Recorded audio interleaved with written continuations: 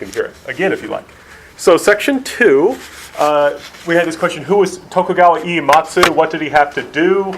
And then there was this part about the Filipino governor. I cut that because we just didn't have time to watch that clip. So Tokugawa Ieyasu, remember, he is the grandson of Ieyasu. He's the first Tokugawa not to fight during the Warring States period, during the Sengoku period. So he has kind of a difficult position because he's surrounded by samurai who did fight there, and he's never done that.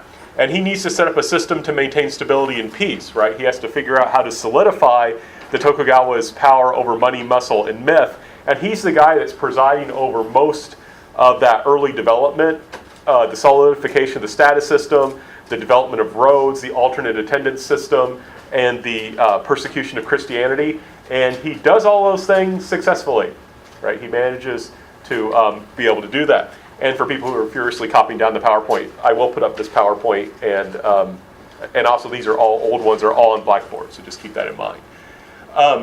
So no one had any questions about five, or just one? Yeah, only a question about one. No questions about 5, 6, 7, or 8. Did have a question about 9 and 11. So 9, what are the characteristics of NeoConfucianism? Why did the Tokugawa government adopt it as a new myth? So Confucianism is a philosophy that focuses on human relations, particularly these 5 relationships here. Neo-Confucianism attempts to connect those human relationships with metaphysics. Basically what it tries to say is these are not things that we make up. We don't create these relationships. They're based on the very way that the cosmos itself works, right? So basically these relationships are kind of like the laws governing nature, like that rain falls, and stuff like that. That's what these things are. So these are like scientific laws, these human relationships. So human society is based not on things that we've made up. It's made up based on natural law. And there was a tendency then to kind of connect human relationships to natural phenomenon. One of the biggest ones is you connect the way of the, they talk about like heaven is above earth. So the way of the ruler is heaven, and the way of the subject is earth. The way of the husband is heaven. The way of the wife is earth. So women should follow men. Subjects should follow their rulers. And you can't change this. This is just how things are because that's the very nature of the cosmos. And so the whole point of this was to create harmony and stability after over 150 years of civil war. The idea was to freeze the system. Remember, one of the big problems you had during the Civil War was rebellion. Right? People would rise up in rebellion against the samurai, or against the daimyo and so forth. So this whole point, good morning, it's all right. This whole point was to try and stop this from happening. We're going to freeze this system.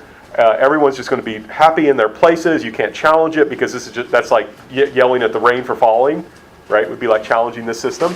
So we're just going to keep things the way they are. So the goal in freezing it was to bring peace and harmony, but the price, or in a sense the means, are hierarchy and inequality. And why does the Tokugawa government adopt it as a new myth? Well, like I say, to try and bring that stability. Freeze things so nothing can change. And then we won't have any rebellions or anything like that. And this works for a couple hundred years. What are the values of Yoshiwara and the floating world? How they conflict with those of merchant families? So remember, Yoshiwara was the courtesan district in Edo, and its values were basically, let's just enjoy the moment. Right? Pleasure is foremost. It's the most important thing. And it's fleeting, so let's just enjoy it while we can. Don't worry about tomorrow. The merchants, remember, were the exact opposite. Enjoying pleasure destroys profits. Right? You shouldn't enjoy any pleasure until you're at least 40. Right? Remember that those were their rules that we discussed. So they're like completely opposite. Let's see. Why is marriage important in Japan according to Takai Ranzan? Here's that slide. This is one thing if you're working on a study, guys. A lot of times, I can't always do it, but I try and make it so one question, one PowerPoint slide. It doesn't always work that way, but I do try. This one, I think, is fairly clear. Basically, he focused on children. Right? The point of marriage is procreation and continuing the family line. Right? That was his understanding. Someone asked. I was glad that someone asked names, terms. A lot of times, people focus on the questions and they don't talk about the terms, and that's usually the place where students have the most trouble. So the Shimabara Rebellion, Shimabara, remember, was a rebellion. Shimabara is a place. What caused it, remember, was primarily like taxes, right? Remember, they were pushing down this region very heavily on taxes, despite the fact that the growing conditions weren't good, and they didn't have a very good harvest. And when the people got sick of that and rebelled, a large number of them happened to be Christians. And Christians very quickly became the leaders of this rebellion. So it's not so much a Christian rebellion, but a rebellion that included a bunch of Christians. It embarrassed the government because they could not put the thing down very easily. These Christians, armed with rifles, were able to fight back really well. They actually even tried to get the Dutch to help them. Right? Remember, the Japanese government tried to get the Dutch to help them, and that failed utterly. Eventually, though, they were able to defeat the rebels just because, they were in a castle. They just waited until the rebels were low on food and then attacked them, and they were able to defeat them. But it leads ultimately to the complete closing of the country to everyone but a few of the Asian people and the Dutch. Right, that's what this will lead to. Several people had this question. What were the characteristics of the reforms proposed by Ogyo Sorai, Ando Shoeki, and Motori Nori Naga? How do they relate to each other? And what I mean by this, how they relate to each other, is how do they differ? Right? So remember, Ogyo Sorai is interesting because he is both conservative and radical in the same way. He's radical in that, remember how just a moment ago I said in NeoConfucianism the idea was that all the rules of society are based on nature and we can't change them because they're based on nature, like I can't make rain fall up? He says, nope, that's not correct. Actually, the sages did not discover the way of the earth, they created it. Right? It was started by them. So that means we can change the rules when we need to. When our society fails to function properly like it is now, we can change the rules. So he was radical, right? He was basically like a cultural relativist or a moral relativist, which is kind of interesting, right? We can just change the rules to fit our society. He was conservative, though, in that he wanted to go back to the way things were just a couple hundred years before. He wanted to get the samurai out of the cities and into the countryside so they'd be away from those merchants who are corrupting them with their kind of easy living. That was kind of his idea. So his goal was conservative, his method was revolutionary. Now he was, though, pro-government, right? He was pro-government. Ando Shoeki, and Ando the anarchist, right, I like to call him, he thought the government was the problem, not the solution. He thought that we should just completely get rid of governments. What do governments do for us? They tax us, and that's about it. Right? And you remember he lived through the wild boar famine, where there was such a bad famine, there was so little food to eat, wild boars actually started attacking villagers. Right? They had to fight a boar army. And he said, something's really wrong with our society when not only can farmers be starving, but when animals are going so crazy starving that they start attacking farmers. And he said that this is primarily the problem of a government, and with people that we should get rid of government, and we should go back to a world of nature. Right? We don't like the world of law, that's the world of men. Men have made all these terrible laws like paying taxes are silly, we need to get away with that. And he especially didn't like non-producers. He hated the samurai. He said, these samurai, what do? They don't do anything other than sit around and get paid for sitting around. So he didn't much like them. Motori Nori Naga, remember, Nori Naga was he's interesting because he's pro-government in a sense, but his ideas are going to challenge the government. Remember, he focuses on Ise Shrine, he lives near there, and so he really likes the goddess Amaterasu, the sun goddess, and he actually says that she's the sun itself. So if you go look at the sun, don't look at it for very long, that will hurt you, but if you look at the sun, you're looking at Amaterasu. And so he argued that, of course, we Japanese people are connected to Amaterasu through our emperor, so we're all awesome. And because of that, because we're connected to this goddess, we have good, pure hearts, but our good, pure hearts have been corrupted by Chinese learning. And he said, these Chinese sages, they created morality because Chinese people are immoral. That was his argument. He said, we Japanese people, we don't need to be taught morality because we automatically know it because we're so good. Right? We're naturally virtuous. So what's interesting about him is that he argues that he says the shogun's okay, stick with the shogun's fine, because the emperor recognizes the shogun. And so it's implied there, if the emperor should stop recognizing the shogun, we don't need to follow the shogun anymore. So his ideas are going to become the basis for overthrowing the shogun. Though people who will overthrow the shogun in the end, the imperial loyalists, are reading from Motori Nori Naga. This idea that, the emperor is the real deal. We'll follow the shogun as long as the emperor is cool with it, but later on we can get rid of it. Section 3, what was Aizawa, still section 3. What was Aizawa Shisai concerned with? How did he want to deal with those concerns? He is going to apply Motori's ideas to foreign policies. He says Western barbarians are bad. They're going to spread Christianity so they can try and take us over. We have to resist at all costs, so we should build up our military. Right? We should build up our military. And he's one of those people who says shoot first, ask questions later. Right? So he's one of the people that consistently oppose any kind of connection with the West. He doesn't even really want to, later we talk about Western idea or Western technology, Japanese spirit. He doesn't even like that. He doesn't even want that. Just keep the West out completely. Don't have any contact. And even though he's an official for the shogun, he's influenced by Motori Nori Naga. He wants to return to an emperor-centered country.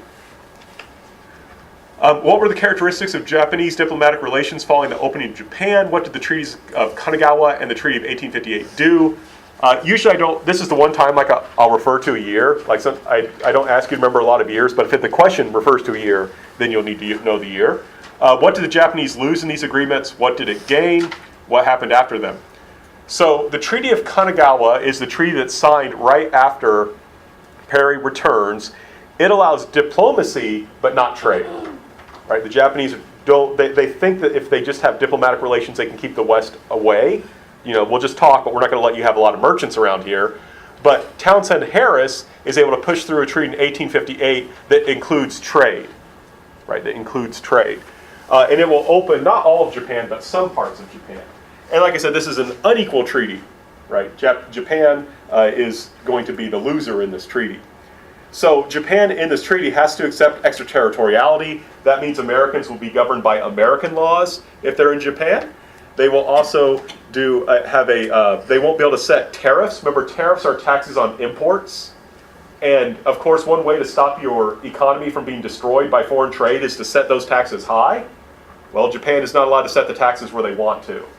They can't set those taxes high to protect their industries. We're going to force them to stay low so that we can sell as much stuff to Japan as we can.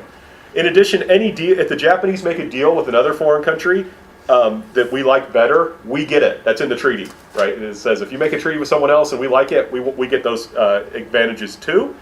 And Americans could practice their religion in the ports. And of course, the Japanese didn't like this because this would have definitely become a way to cover engaging in secret illegal missionary activity. However, Japan, unlike China, didn't lose a war. So they get a ban on opium. Right? This is a big deal. It is illegal to bring opium into Japan. That will be enforced. And the Japanese government was allowed to import military technology, which is a big deal.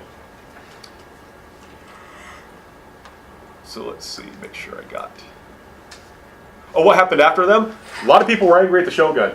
Remember, the shogun's title is literally Barbarian Conquering Generalissimo. And people are like, you're a Barbarian Conquering Generalissimo. Shouldn't you go out and conquer the barbarians? Why are you talking to them? That's not your job. Your job is to kill them. So people were upset about that, and that led to the rise of anti-shogun feelings, as well as more Japanese nationalism. Right? Now there's actually foreigners walking around. People didn't like that. What policies did Naosuke pursue? Why did people resist him? What happened to him? And what did the loss of his strong leadership lead to? So Naosuke is a shogunal official who is very powerful, right? He wants to restore the power of the shogun. That treaty I just talked about, the Treaty of 1858, the emperor said, I don't accept this. Don't accept this treaty. And Naosuke said, I don't care. We're going to accept the treaty. In addition, the shogun had wanted to name his heir.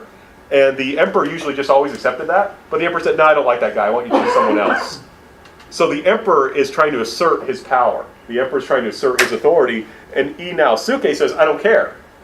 He accepts the treaty and names the shogun's successor despite the emperor's protests. And he kicks out any shogun official who agrees with the emperor.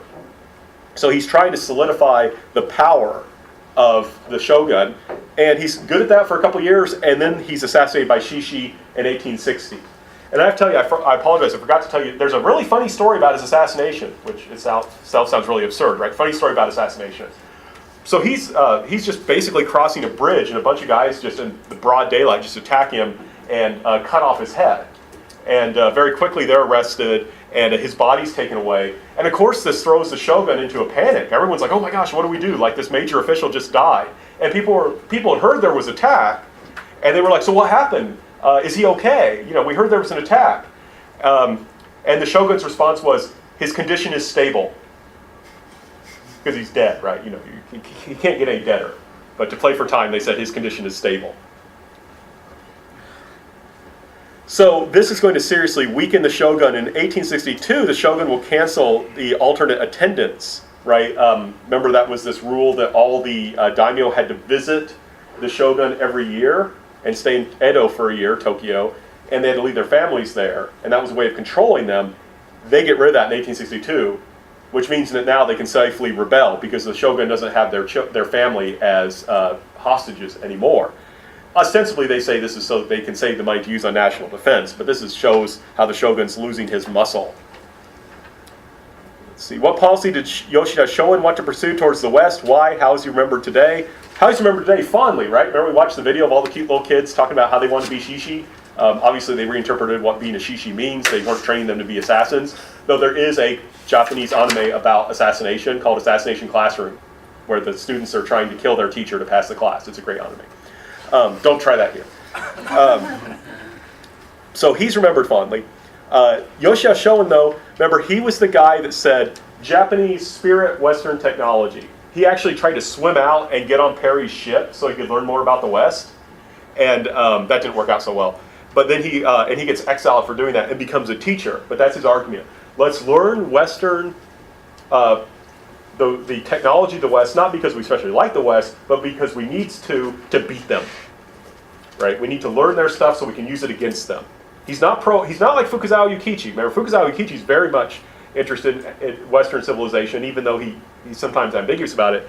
This guy's not as extreme as Fukuzawa. He's still kind of this, we'll just get the technology. How was the Tokugawa government overthrown? Who overthrew it, and how did they do so? What was the Meiji Restoration? So basically what happens is it's a very complex story, but a group in notice only 2 years after they stop alternate attendance, all these samurai from Choshu go to Kyoto, where the emperor is, and start demanding direct imperial rule. Back home, they start firing on Western ships, which respond by destroying their fortresses. And the shogun has to do something about this, so he actually drives them out of Kyoto, attacks Choshu, and sets up a pro-Bakufu shogunal government there in Kyushu, in Choshu, which is, in Choshu.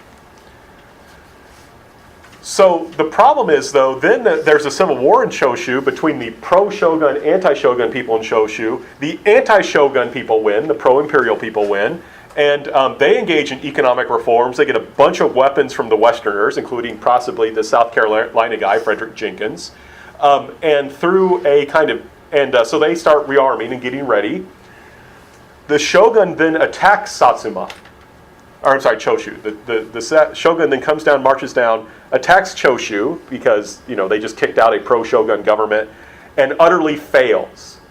Right, utterly fails in its attack, in part because its neighbor Satsuma, through the mediation of this guy Sakamoto Romu of Tosa, says we're not going to help the shogun. Right, it's just going to be the shogun versus Choshu. Right, we're not going to help the shogun out, and sure enough, the Tokugawa punitive expedition is defeated. Right, so the Tokugawa can't even take down one domain. Right, the Tokugawa that are supposed to be the leaders can't even take down this one domain. There's an attempt to compromise, which fails because the pro-imperial people say the emperor needs to be in charge. He needs to be restored to power. This leads to the Boshin War. So the Boshin War is this war of 1867 and 68 between the pro-imperial forces on one side, which would include Choshu, Satsuma, and Tosa, versus the shogun and his forces. This war, in 1868, they march on Kyoto in 1867. The imperial forces take Kyoto, and in 1868 declare the emperor restored to power. Right, so then in 1868, they say, we're restoring the emperor to power, who this time the Meiji emperor is only like 16, but they say he's back in power. And they then quickly defeat the Tokugawa forces. And I want to stress, this was not a bloodless war. Several thousand people died, but this was relatively quick. And it brought to Japan a very, very, a government dedicated to radical reform. Right? So that should answer, what was the Meiji Restoration? Right? It's the restoration of the emperor to power. He's not completely in power, but he's also not simply a puppet. They're restoring him to power, and this brings into being a radical government that's willing to make a lot of changes. Okay. Section 4. Lots of questions on Section 4. So that's good. People sometimes don't review the most recent material, but also, like I said, I was concerned that no one had questions about Section 1. But we had this question, what was the Charter Oath? What did it commit Japan to doing?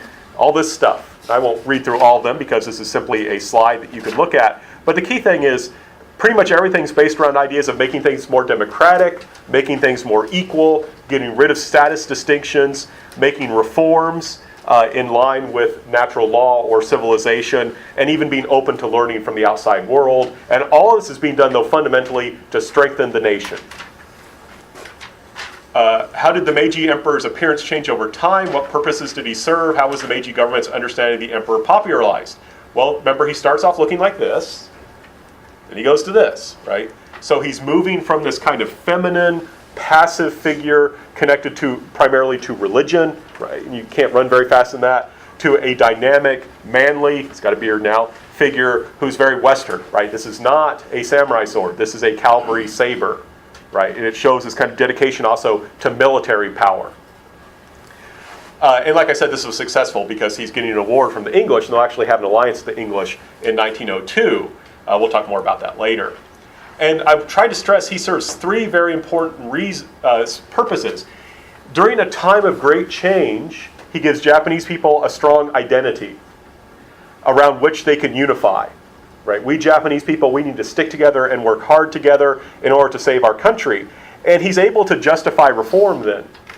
Right? How do you make these changes and keep your identity during these difficult times? And that's why I make a big deal about how his appearance changes. It's okay for us to take on Western ways. The emperor is doing it himself, and he's still the descendant of Amaterasu, no matter what clothes he wears. Right? So unless Japanese people retain a sense of identity while showing them what they should be, what they should aspire to be. And they were a lot of people knew who the emperor was. Remember, there was those mixed commoner samurai units with Choshu who were united by emperor ideology. A lot of poor, illiterate peasants didn't. So they launched what they called the Great Promulgation Campaign. They engaged in national tours. Also, they would engage in rituals like at school and other things. Remember, there's the required school now to teach people that there's this divine emperor who is the center of Japanese identity. And they're very successful about doing this because they draw on traditional Japanese ideas. For example, we saw in that video clip about Shinto, Japanese people believe that there's like spirits everywhere, like even in inanimate objects. So it's not very hard for them to believe, the emperor is one of these spirits and he's a very important person and he's the essence of what it means to be Japanese. So by drawing on these traditional ideas, Japan is able to reform. And this is one thing that is, I think, fascinating about Japan during this time period, is they're able to use ancient tradition to try and build a modern country. Okay, how did the Meiji government seek to centralize the state? What problems did that cause? How did it lead to change in the status system? What role did the elites in Japan play in this process? So remember, in the Tokugawa period, Japan was divided into 280 domains, all of which had the power to tax and maintain their own armies. Can you imagine trying to control a country, to govern a country that has 280 armies? Right? How would that work? Right? Especially if you faced foreign invasion. That would be very tricky. So, and also, of course, they could use those armies to rebel against you. So they don't like this system. They want to get rid of it. They want to create something that's simpler, more rational, more centralized. So in 1869, the imperial loyalist domains, like Choshu, Satsuma, and Tosa, will surrender their lands to the emperor, and this creates pressure on others to do the same. And so everyone gives their lands back to the emperor. The domains then will be changed into 72 prefectures, and the loyalists, people from Choshu, Satsuma, and Tosa, will all be made governors. Right? They'll become the governors. The governors are not elected, they're appointed. Now, this isn't, though, just pressure or force. The central government said to the daimyo, we're going to take on the expenses and the debts of your domains, and we're going to keep paying you 10% of your domain's income as your own personal salary. Right? I mean, you can imagine if you got 10% of the South Carolina budget to use for yourself and then had no expenses. That would be a pretty good deal. So the daimyo accepted this system. Right? The daimyo accepted the system. A big problem, though, go. I apologize. Part of that question got cut off, so let me go back here. Here we go. Part of the problem, though, was the central government had to pay the stipends that all the samurai got, and that took half of the state budget, right, to pay people who weren't really doing anything. So what happened was, over these years, you don't have to remember every single one of these details, but over years, the samurai lost their status and lost their privileges and lost their livelihood, right? It takes several years to do, but from 1870 to 1876, they're going to lose their stipends, they're going to lose their right to carry their swords, and they're essentially going to become commoners, right? So they're going to lose their status. And this seems really weird because the samurai dissolved the samurai class. You may say, well, what's going on there? And the reason is, in part, because the people who led the restoration were the lower and middle samurai who wanted a meritocracy. They thought people should be rewarded based on their ability. And so they weren't connected to the old system. They didn't care about those privileges. If you're a low samurai and you weren't being paid much of a stipend anyway, why would you care? You don't lose anything. Rather, now you have the freedom to follow your ambitions and to rise as high in society as you can, right? Remember, under the old system, if you're a low samurai, you're just a low samurai. There's nothing you can do about it. You are frozen. You are stuck there. So the people who launched this revolution, the Meiji Restoration, were willing to completely change the system because they didn't win by it anyway. But the new system, in which everyone was supposed to have a chance to rise up in society based on their own merit, remember what Fukuzawa Yukichi argued, right, that this will actually help the country if we all do our best to be ambitious. These guys don't care about the old system. They win in the new system. The old system froze them, would not let them rise. The new system lets them rise. Great. Sorry. So that